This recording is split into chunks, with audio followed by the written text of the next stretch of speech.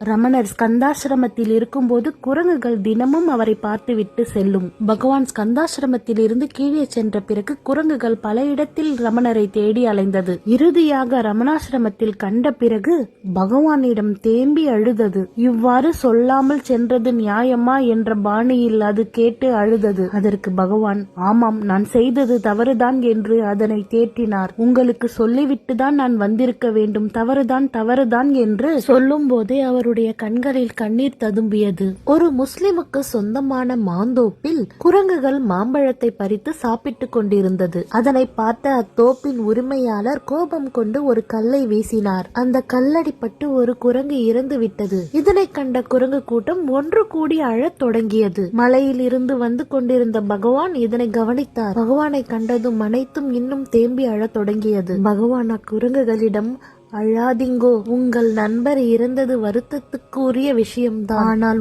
உடல்தான் அழிந்ததே அன்றி ஆத்மா என்றும் அழியாது. அது உங்களுடன் இருந்து கொண்டுதான் இருக்கும். எல்லாம் ஆத்மாவாகவே பாருங்கள் என்று குரங்குகளை தேற்றிக் கொண்டிருந்தார். அதனை கவனித்த அடியார்கள், என்ன பகவானே, குரங்குகளிடத்துல போயிட்டு ஆத்மா அது இதுன்னு சொல்லிட்டு இருக்கீங்க, அதுங்களுக்கெல்லாம் என்ன புரியுமா என்ன? ஓஹோ, அப்படின்னா உங்களுக்கெல்லாம் புரிஞ்சதா என்று கேட்டார் பகவான். அடியார்கள் தலைகுனிந்து நின்றனர்.